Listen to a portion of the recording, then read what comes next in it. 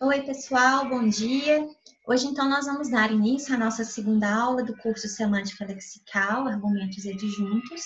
E na aula de hoje, nós vamos trabalhar um pouco melhor com a noção de papéis temáticos. Como nós vimos na primeira aula, para Cansado 2009, os argumentos de um verbo são todas as informações de sentido acarretadas por esse verbo, de modo que não há uma associação direta entre essas informações de sentido, os argumentos verbais e a posição sintática de objeto, certo? Então, o que vai acontecer? As posições sintáticas a que os argumentos verbais estarão associadas serão sempre a posição de sujeito e de objeto, o primeiro objeto do verbo, certo? De modo que não teria sempre não teria uma outra posição de objeto, não haveria um segundo objeto. As demais posições seriam sempre posições de adjunção. E no artigo de 2009, a Cansado também propõe que esses argumentos verbais, eles recebem as funções semânticas, ou seja, o papel temático deles é descrito através de propriedades semânticas discretas. E essa proposta dela é baseada na proposta de Dought, 1991. Hoje, na nossa aula, nós vamos conhecer um pouco melhor a respeito da proposta de Dought e, com isso, na aula seguinte, a gente vai poder entrar na proposta de Cansado 2005, um pouco reformulada em Cansado e Amaral 2016, e como continuidade do nosso curso, certo? Bom, vou compartilhar aqui meus slides com vocês. Esses slides já estão lá no Moodle. Apresentação em tela cheia. Bom, como vocês devem saber, os papéis temáticos são as funções semânticas que os itens predicadores atribuem aos seus argumentos. Então, como nós estamos lidando com verbos, são as funções semânticas que os verbos atribuem aos seus argumentos. Só lembrando, para a aula de hoje, vocês vão ler Introdução à Semântica Lexical, o capítulo 3, das páginas 83 a 102, e o artigo do Dought, de 91, certo? Ambas as leituras já estão no Moodle. Bom, o Dought, em 91, ele propõe a se estudar o princípio de seleção argumental, que, como eu disse para vocês, equivale ao princípio da hierarquia temática, que diz quais papéis temáticos estão associados a quais argumentos dos verbos e que posições sintáticas esses argumentos ocupam. E para estudar, então, esse princípio de seleção argumental, o Dought propõe a existência de 3 níveis de acarretamento lexical que diz respeito a 3 níveis distintos de papéis temáticos, por assim dizer. Nós temos um nível mais específico, que ele chama de papel temático individual, um nível mediano, intermediário, que ele chama de papel temático tipo, e o terceiro nível, que ele chama de protopapéis. E é neste terceiro nível que ele vai explorar o princípio de seleção argumental. Mas vamos ver, então, nível por nível, como que essa proposta funciona. Os papéis temáticos individuais, eles são papéis temáticos bastante específicos, atribuídos por um verbo aos seus argumentos. Então, numa sentença do tipo João construiu uma casa, o João, ele seria o construtor, ele recebe essa propriedade semântica de ser o construtor, enquanto uma casa seria o objeto construído. Se a gente vê outras sentenças, como aqui em 3, o mecânico consertou o carro, o mecânico seria aquele que conserta e o carro seria o objeto consertado. A cozinheira temperou a comida. A cozinheira seria a pessoa que tempera e a comida seria o objeto temperado. O professor escreveu o livro, o professor seria o escritor e o livro seria o objeto escrito. Contudo, a princípio, é muito fácil a gente perceber que essa classificação de papéis temáticos individuais, ela não é interessante do ponto de vista teórico. Por quê? Porque ela não nos permite fazer nenhuma generalização. Porque a cada verbo nós teremos uma nova relação de sentido. Então, com construir, nós temos uma relação de construtor e objeto construído, com consertar, daquele que conserta e objeto consertado, e por aí vai. Então, para tentar resolver esse problema, Dalt propõe a noção de papel temático tipo. O papel temático tipo seria o conjunto de acarretamentos mais gerais que são comuns aos papéis temáticos individuais. Então, são propriedades semânticas mais gerais acarretadas de forma uniforme por verbos que têm diferentes papéis temáticos individuais. Então, se a gente analisar as sentenças de 2 a 5, embora os papéis temáticos individuais são esses papéis temáticos bem específicos, o construtor, o escritor, aquele que conserta, mas se nós analisarmos o argumento verbal que ocupa a posição de sujeito de todos esses verbos, nós podemos perceber que eles apresentam algumas propriedades semânticas em comum. Essas propriedades semânticas podem ser, em todos esses verbos de 2 a 5, o argumento que ocupa a posição de sujeito, ele desencadeia uma ação. Então, João desencadeia e inicia a ação de construir, o mecânico desencadeia e inicia a ação de consertar, a cozinheira desencadeia e inicia a ação de temperar, o professor desencadeia e inicia a ação de escrever. Todos eles têm intenção e controle sobre essa ação, então eles fazem isso de forma intencional, de forma volitiva, e têm controle sobre a execução dessas ações, controle no sentido de que eles decidem iniciar as ações e eles podem interromper essas ações. Além disso, todos os sujeitos desses verbos têm animacidade. Então, essas propriedades comuns que são acarretadas a todos os argumentos que ocupam a posição de sujeito dos verbos de 2 a 5, elas constituem o papel temático tipo atribuído a esses sujeitos. Já em relação ao argumento que ocupa a posição de objeto, nós podemos dizer que todos os argumentos de 2 a 4, eles recebem a propriedade de ser afetado pela ação. Então, a casa ela foi afetada pela ação de construir, né? O carro foi afetado pela ação de consertar, a comida foi afetada pela ação de temperar e o livro foi afetado pela ação de escrever, ok? Então, ser afetado pela ação seria um exemplo, né, de papel temático tipo atribuído a esses argumentos que ocupam a posição de objeto desses verbos.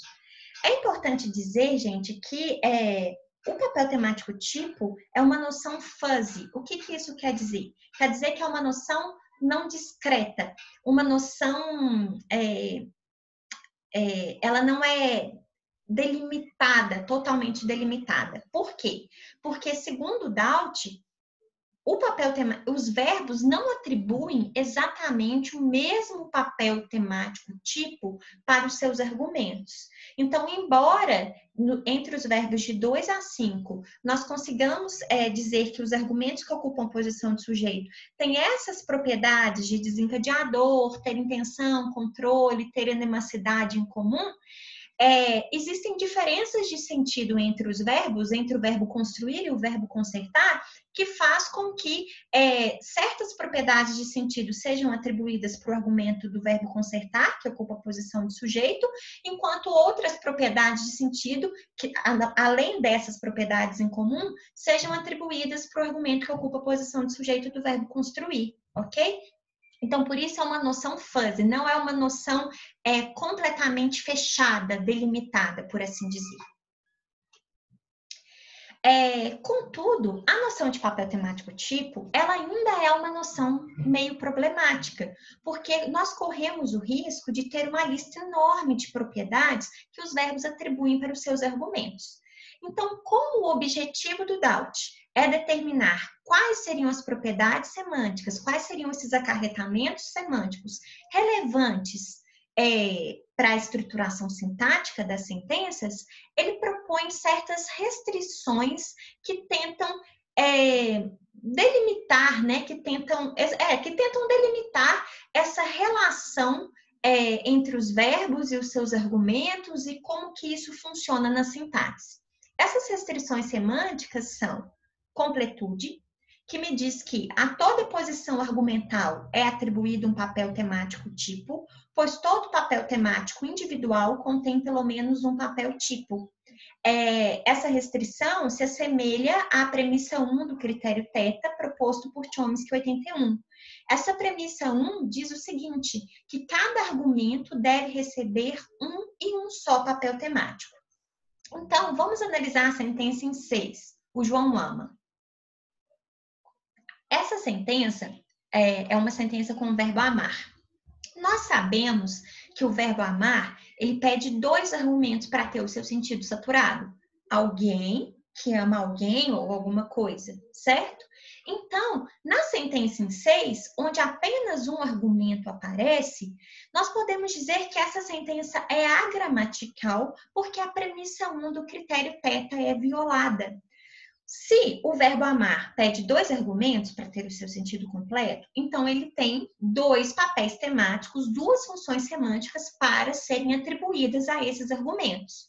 Como na sentença em 6, apenas um dos argumentos foi realizado, que é o João, então este argumento estaria recebendo os 2 papéis temáticos que o verbo amar tem disponível para atribuir. Mas, como cada argumento deve receber apenas um único papel temático, então esta sentença seria agramatical, pois ela viola a premissa 1 do critério θ. Neste ponto, eu acho interessante eu falar para vocês o seguinte, que talvez vocês possam ler em algumas análises, dizer assim, que sentenças como o João correu, o João ele pode receber tanto o papel temático de agente, porque ele desencadeia uma ação de correr com controle, quanto o papel temático de tema, porque ele se desloca, ele se movimenta na realização dessa ação. Contudo, isso não é uma violação do critério θ. Por quê? Porque o verbo correr, ele pede apenas um argumento para ter o seu sentido saturado. Ok? Então, ele tem apenas um papel temático para ser atribuído. Então, não quer dizer que ele atribui papel temático de agente e de tema para o seu argumento, né? Para o João, que é aquela pessoa que corre. Isso é mais um problema de nomenclatura de rótulo dos papéis temáticos. Então, se eu digo que agente é aquele que desencadeia uma ação com controle, mas não tem movimento, enquanto o tema é aquele elemento, aquela entidade que se desloca, eu posso ter também um terceiro nome, um terceiro papel temático que engloba essas duas noções. Eu posso propor, por exemplo, a existência do movimentador, que é aquele que se movimenta com controle e que desencadeia um movimento com controle, com volição, certo? E aí, por exemplo, eu poderia dizer que o João, em João correu, recebe esse papel temático de movimentador. Então, nós só temos uma violação da premissa 1 do critério θ em casos como em 6, quando o verbo ele possui 2 papéis temáticos disponíveis para atribuir, porque ele tem 2 argumentos que saturam seu sentido, mas essa sentença foi formulada apenas com um dos argumentos, de modo que ele acaba recebendo os 2 papéis temáticos que o verbo tem disponível.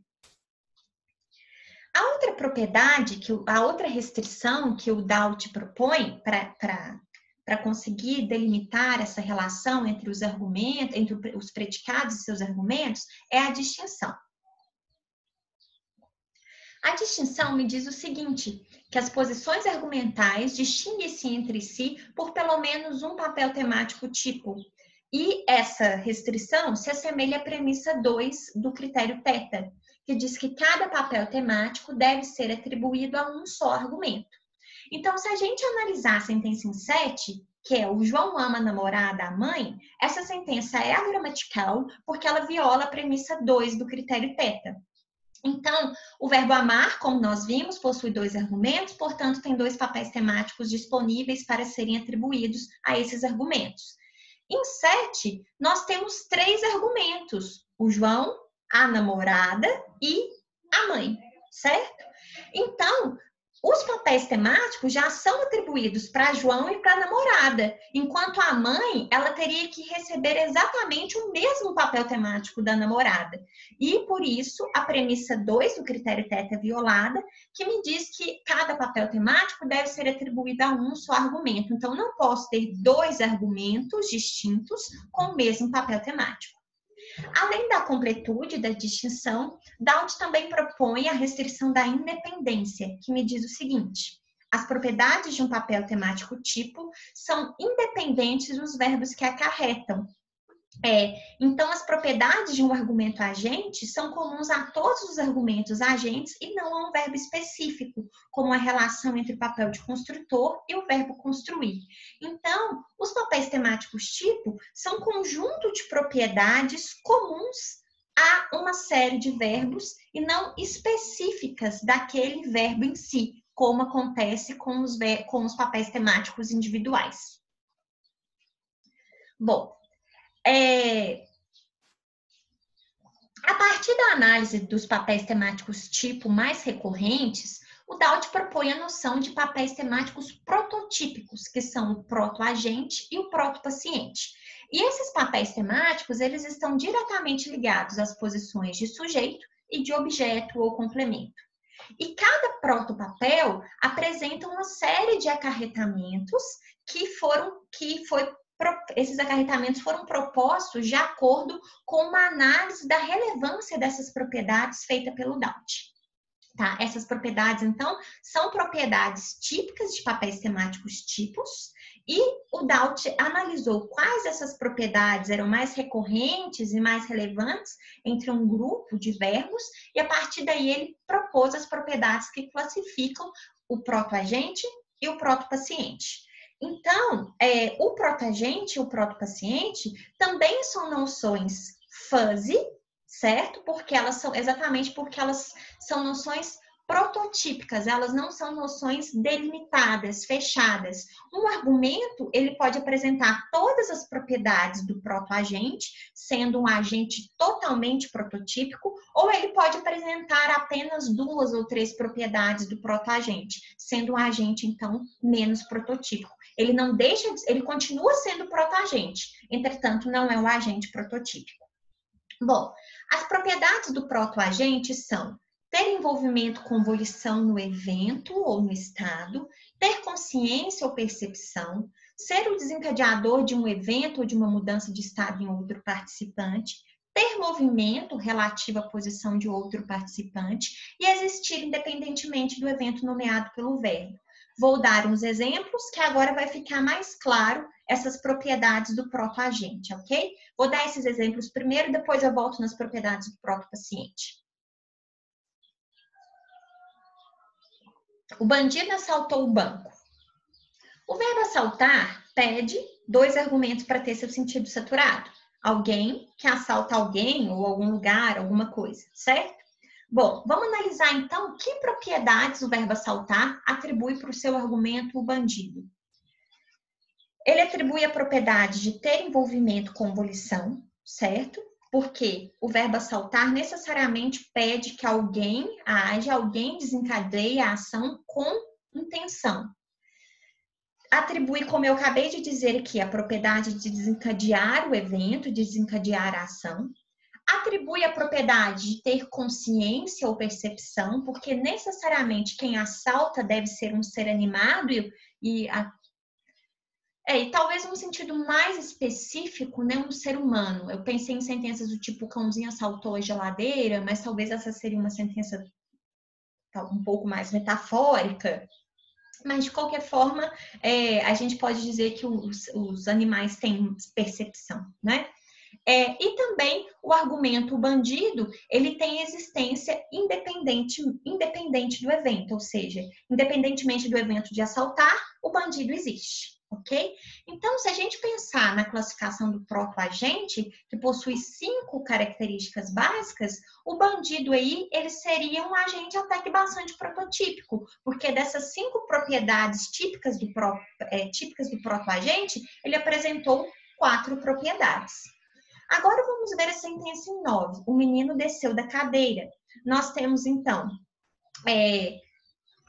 o verbo descer, que pede 2 argumentos para ter o seu sentido saturado. Alguém ou alguma coisa desce de algum lugar, certo? A princípio, né? Então, então, o menino, ele recebe as propriedades semânticas. Ter existência independente do evento, porque ele existe independentemente do evento de descer, e ter movimento em relação a outro participante, porque enquanto a cadeira está parada, ele realiza o movimento. É importante dizer que o verbo descer não atribui para o menino as propriedades de desencadear um evento, de ter envolvimento com volição, nem de ter consciência ou percepção sobre a realização desse evento. Por quê? Porque nós não estamos analisando as propriedades semânticas do sintagma nominal o menino em si. O menino no mundo, de fato, ele é capaz de desencadear um evento. Por ser um ser humano, ele tem volição e, consequentemente, ele tem consciência e tem percepção. Contudo, o verbo descer não pede um argumento, que o seu argumento que se move tenha essas características. Tanto é que eu posso dizer a bola desceu morro abaixo, certo? Ou então posso dizer a pipa desceu do poste, né? A carroça desceu morro abaixo e por aí vai, ok? Então, é sempre importante a gente dizer que essas propriedades, elas são atribuídas ao argumento do verbo e não ao sintagma nominal que está instanciando aquela sentença específica. Então, não estou me referindo ao sintagma nominal o menino, às características do menino no mundo, mas sim ao menino enquanto argumento do verbo descer, ok? Eu fiquei pensando aqui na sentença a pipa desceu do poste, acho que ela não é muito boa não, né? Eu dei o exemplo, mas ela fiquei em dúvida se ela seria gramatical. Acho que, mas a gente tem com certeza, né? A bola desceu morro abaixo, a carroça desceu morro abaixo e por aí vai. Agora, na sentença em 10, nós temos o Carlos precisa de um carro. Então, nós temos o verbo precisar, que também pede dois argumentos para ter seu sentido completo. Alguém ou alguma coisa precisa de algo, certo? Então, o Carlos, a única propriedade que ele vai receber é ter existência independente, porque ele não desencadeia a ação de precisar de algo, certo? Ele não está realizando nenhum movimento em relação a outro participante. Ele não tem volição e não tem consciência ou percepção. Lembrando, novamente, nós não estamos analisando as características do Carlos no mundo. O Carlos no mundo, enquanto ser humano, ele é capaz de desencadear um evento, ele tem consciência e tem percepção, e ele é capaz de agir com volição.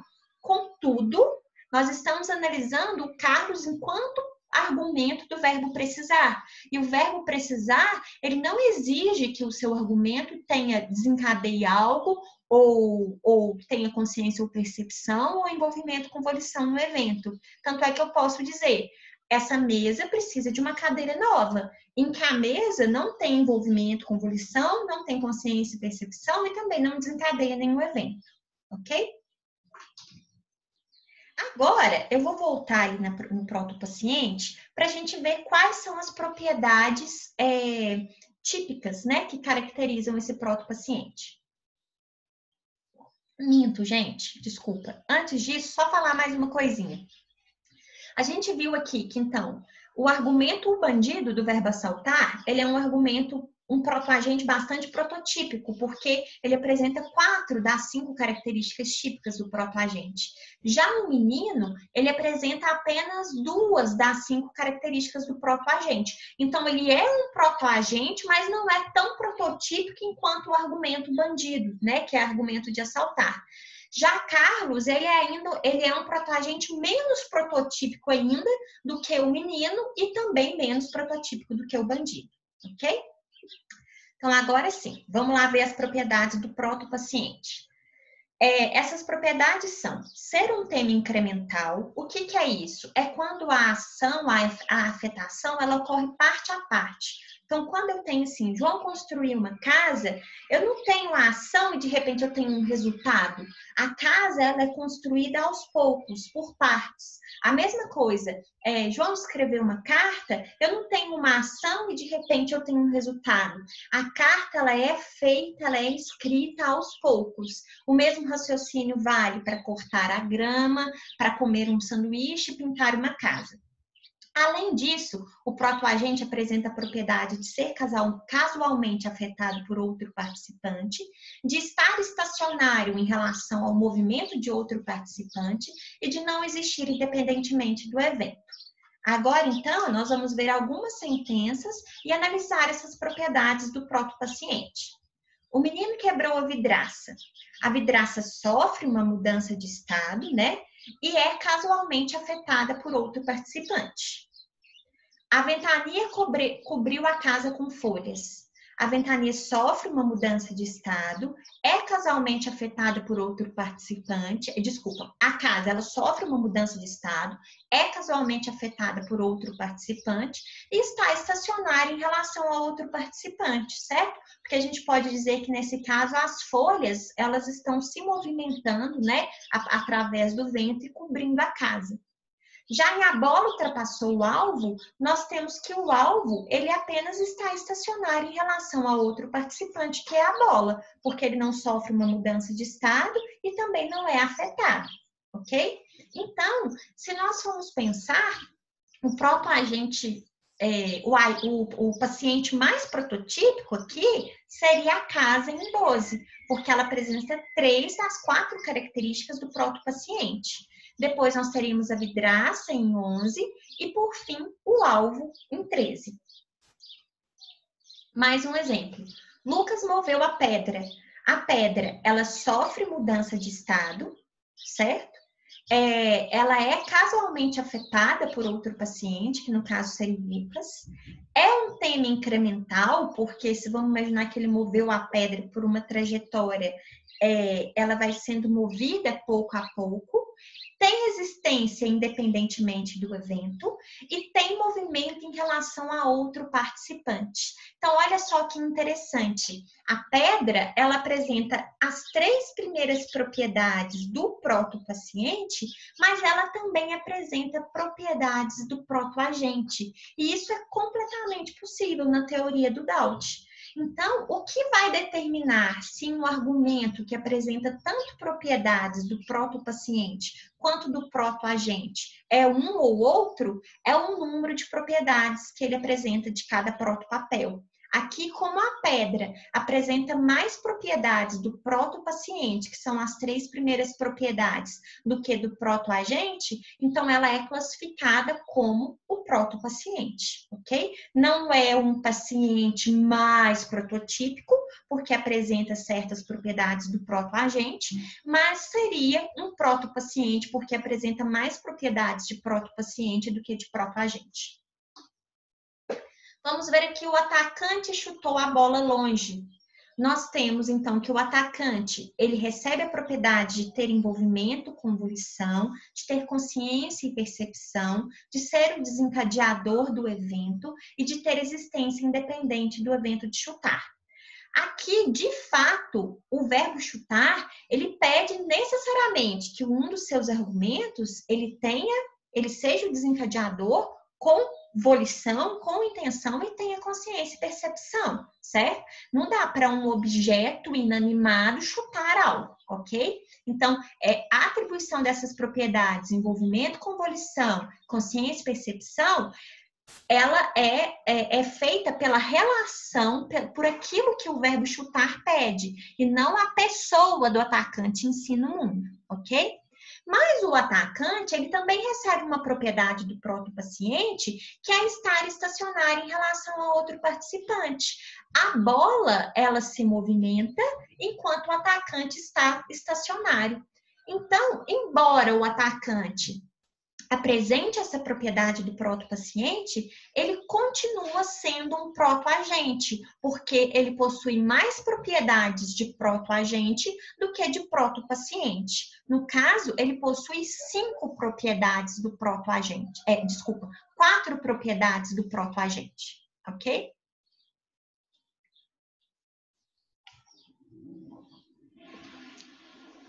Então, como que funciona o princípio de seleção argumental? Como que esses protopapéis eles são linkados, são ligados às posições sintáticas nas sentenças? Simplesmente, aquele argumento que receber do verbo maior número de propriedades do proto-paciente será lexicalizado como sujeito, e o argumento para o qual o verbo acarretar o maior número falei proto-paciente em cima, né? Aquele que receber maior número de propriedades do proto-agente vai ser lexicalizado como sujeito, e aquele que receber maior número de propriedades do proto-paciente vai ser lexicalizado como objeto, como complemento.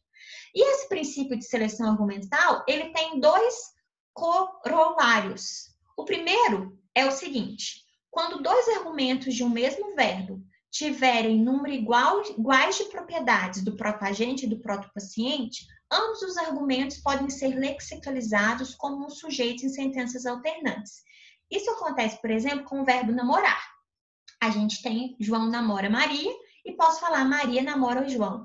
Lembrando que aqui ainda tem a variante preposicionada, tá, gente? João namora com Maria ou Maria namora com João. Bom, em ambas as sentenças, né, João namora ou Maria namora, nós temos que ambos os argumentos, João e Maria, eles recebem as propriedades de ter envolvimento com volição no evento, ter consciência e percepção, e existir independentemente do evento nomeado pelo verbo. Então, não tem nenhuma propriedade que os difere. Então, eles têm exatamente o mesmo número de propriedades do proto-agente. Por isso, eu posso inverter a ordem desses argumentos sem gerar uma mudança de interpretação na sentença. Eu posso dizer tanto João namora Maria ou com Maria, quanto Maria namora João ou namora com João. Já o segundo corolário, ele diz o seguinte: em verbos que têm 3 argumentos, aquele que recebe o menor número de propriedades do proto-paciente será lexicalizado como complemento preposicionado, ou seja, será aquele argumento preposicionado que vai estar em posição de adjunção segundo a proposta de Cansado 2009. Então, se a gente tem a sentença, o João enviou um presente para a namorada, nós sabemos que o verbo enviar, ele pede 3 argumentos para ter o seu sentido completo, porque alguém envia alguma coisa necessariamente para alguém ou para algum lugar. O João recebe as propriedades de ter envolvimento com volição, de ter consciência ou percepção, ser o desencadeador, ter existência independente e a propriedade do proto-paciente de estar estacionário em relação ao movimento de outro participante. Quem se movimenta é a carta. Contudo, embora ele tenha essa propriedade do próprio-paciente, ele tem 1, 2, 3, 4 propriedades do proto-agente. Então, ele já tem aí grande possibilidade de ser o proto-agente e, portanto, ocupar a posição de sujeito. Vamos ver, então, que propriedades um presente recebe.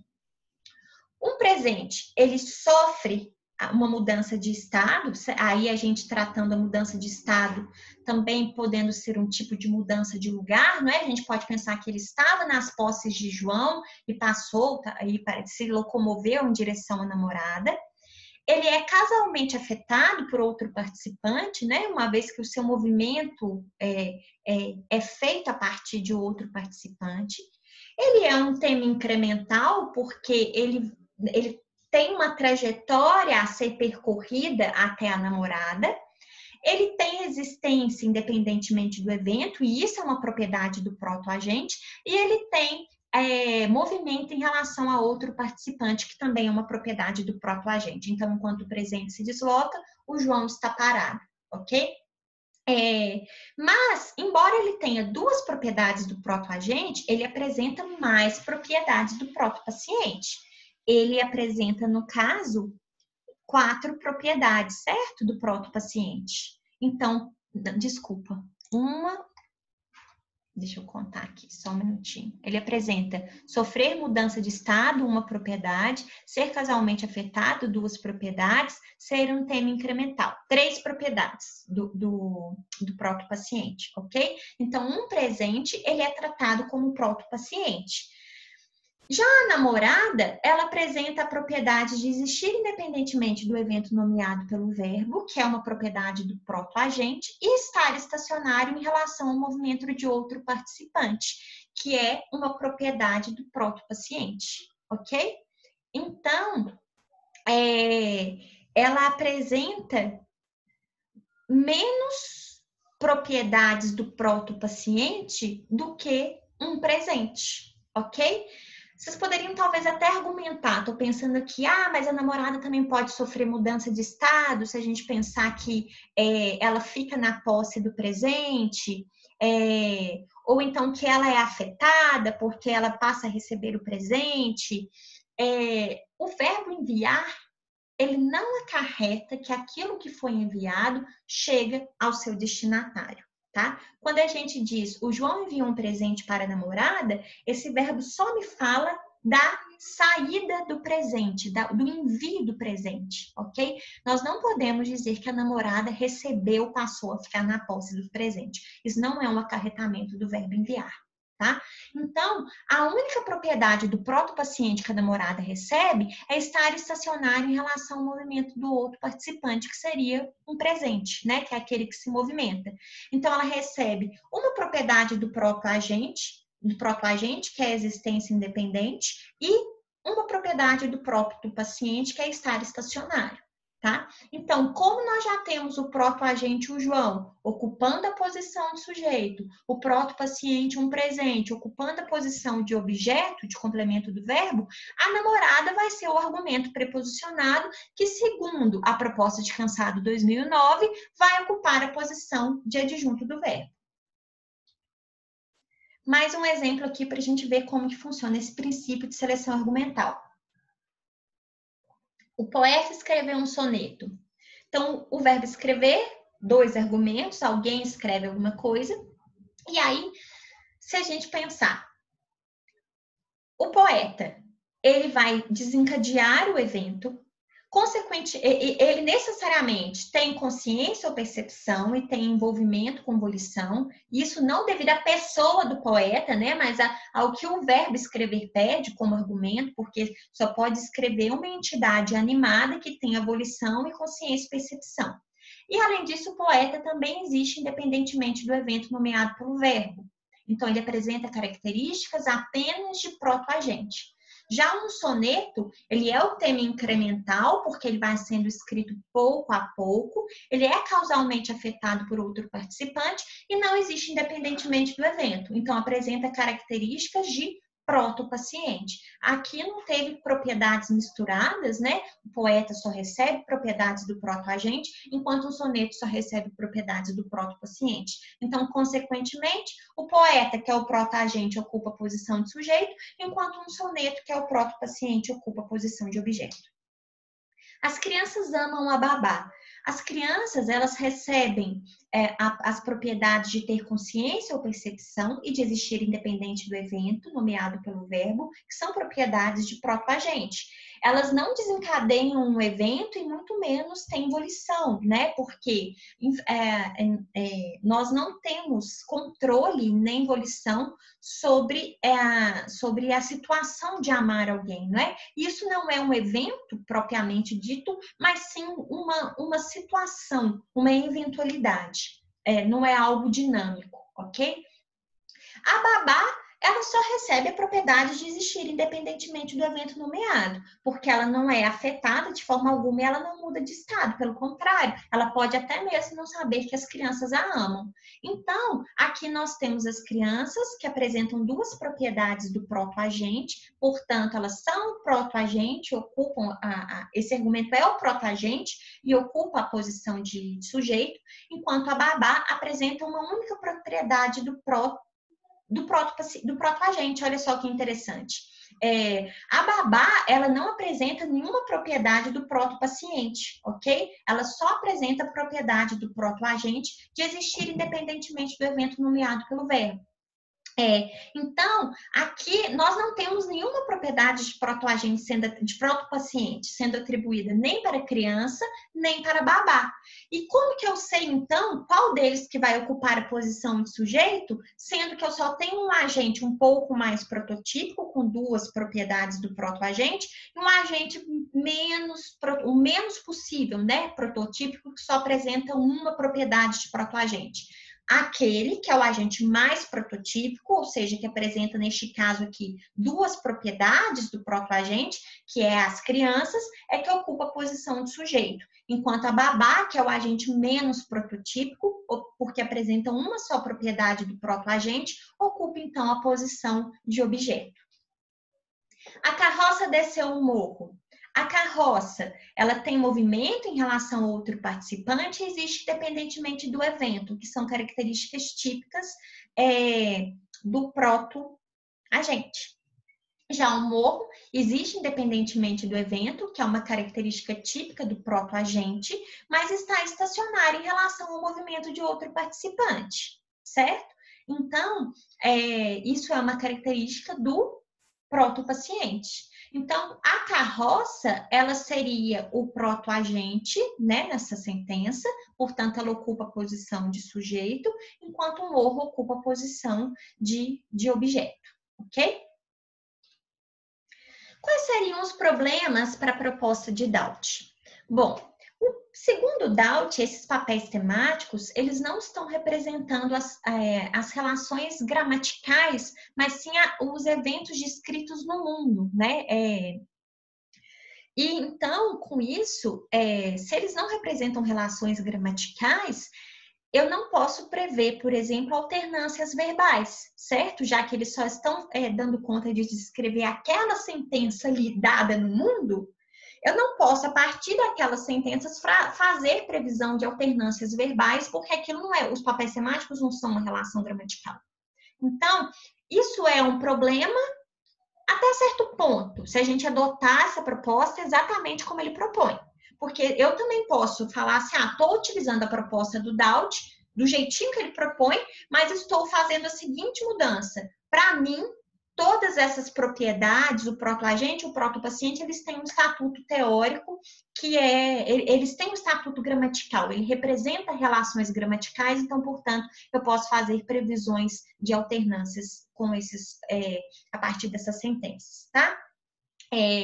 Mas, mesmo que eu atribua esse estatuto gramatical para os papéis temáticos, para esses protopapéis, ele ainda apresenta, a proposta do Doubt ainda apresenta problemas, que é o seguinte: não se é possível distinguir entre os papéis de agente e causa. Por quê?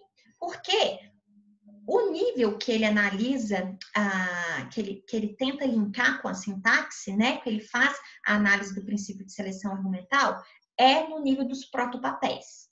No nível dos protopapéis, as propriedades de cada protopapel, que seria do protoagente, do protopaciente, elas não são discretas, ou seja, elas não são analisadas separadamente, certo? Eu apenas classifico um argumento enquanto protoagente ou enquanto protopaciente, de acordo com o número de propriedades de cada papel que ele apresenta. Então, não tem a diferença entre um protoagente causa, como em o vento apagou a vela, assim como não tem a diferença com um protoagente que de fato seria um agente mesmo, um agente com controle, como em João apagou a vela propositalmente, ok? Então, isso é problemático, por quê? Porque nós temos evidências gramaticais de que diferenciar os papéis de desencadeador, que seria a causa, e desencadeador com controle, que seria o agente, isso tem uma relevância gramatical, porque a causa pode aparecer em adjunção na forma incoativa das sentenças, que é a sentença aqui em B, a vela apagou com o vento, em que eu tenho aqui a forma que a gente chama de forma incoativa, a vela apagou, e a adjunção da causa com o vento, mas o mesmo não acontece com o agente. O agente não pode aparecer em adjunção na forma incoativa. Então, eu digo o João apagou a vela, mas não digo a vela apagou com o João, ok? Então, devido ao fato dele estar analisando os protopapéis, né, enquanto papéis prototípicos e não as propriedades que constituem esses protopapéis, não tem uma diferença entre o protoagente volitivo e o protoagente não volitivo. Ambos são protoagentes, tá? E por isso eu não consigo fazer a diferença entre aquilo que seria o agente e aquilo que seria a causa, tá? Outra coisa também que que essa proposta do Doubt não nos permite distinguir são entre os protoagentes volitivos, os agentes e os protoagentes experienciais, ou seja, aqueles protoagentes que eles não estão desencadeando uma ação com volição, mas eles estão apenas experienciando um tipo de sentimento, um tipo de situação.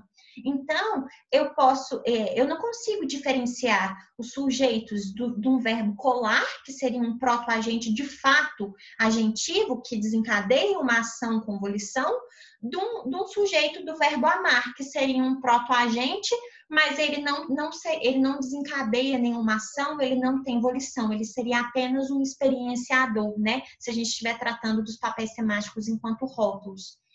E essa diferença tem relevância gramatical também. Por quê? Porque quando nós temos protoagentes volitivos, eu posso acrescentar instrumentos como adjuntos nas sentenças. Então, eu posso dizer que o João colou o vaso com cola quente, certo?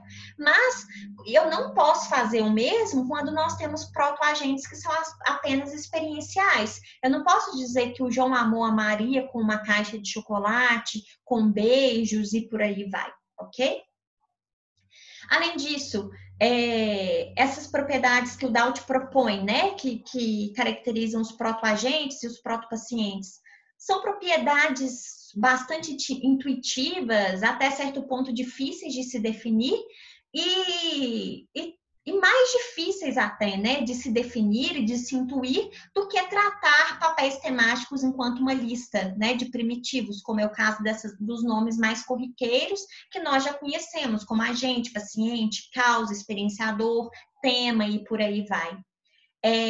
Além disso, algumas propriedades propostas pelo Daut, elas se sobrepõem. Por exemplo, se a gente for analisar as propriedades do protoagente, de ter volição e ter consciência e percepção, automaticamente, se eu tenho volição, né, se eu sou capaz de desencadear uma ação intencionalmente, isso é ter volição, então eu tenho consciência e percepção, ok? Do mesmo modo, as propriedades de ser um tema incremental e não existir independentemente do evento, que são propriedades do protoagente, elas se sobrepõem. Por quê? Porque se eu não existo independentemente do evento, automaticamente eu sou um tema incremental, certo? Vamos supor que no caso de construir uma casa, a casa ela só passa a existir depois do evento de construir. Mas essa construção, ela é feita por etapas. A mesma coisa para escrever um soneto e por aí vai, ok? Lembrando que a relação é entre ter existência independente e não ter existência independente e ser um tema incremental. Porque eu não estou dizendo que todo tema incremental não tem existência independente. Por exemplo, comer um sanduíche, um sanduíche é um tema incremental, porque ele vai sendo comido parte a parte, mas ele já existe previamente ao evento de comer, ok? Mas, então, aquilo que não tem existência independente é um tema incremental, certo? Além disso, outro problema para a proposta de Daut é que ele não dá conta de lidar com verbos que não são dinâmicos, né? Verbos que não denotam eventos, mas sim situações, eventualidades, e que os sujeitos não apresentam as propriedades, os sujeitos não apresentam as propriedades de consciência e volição. Então, por exemplo, aqui nós temos duas sentenças estativas, né, que não falam de ações, de eventos no mundo, nem de processos. Eu digo, a sala tem 30 cadeiras, a Avenida do Contorno contorna grande parte de BH. Tanto a sala quanto a Avenida do Contorno recebem única e exclusivamente a propriedade de existir independentemente do evento, certo? Porque elas não desencadeiam nada, elas não têm consciência, elas não são afetadas, elas não são volitivas, não são um tema incremental, não estão em movimento, não estão estacionárias. Elas apenas existem independentemente do evento descrito, da eventualidade, da situação descrita pelos verbos ter e contornar, certo? E a mesma coisa para 30 cadeiras e grande parte de BH. Esses dois argumentos, respectivamente, dos verbos ter e contornar, só recebem a propriedade de existir independentemente do evento. Isso é problemático porque fere, né, uma das restrições dele, né, que é a restrição da distinção, certo? Então, a gente teria aí dois argumentos distintos, tanto dos verbos, né, os argumentos do verbo ter e os argumentos do verbo contornar, que recebem, respectivamente, as mesmas propriedades sintáticas, violando a restrição da distinção, certo? Bom, aqui as referências utilizadas nesses slides. Não deixem de participar do fórum, tem que participar do fórum, porque isso ajuda a nossa aprendizagem, né, a partir das discussões, e também não deixem de fazer as atividades, ok? Obrigada e até a próxima aula.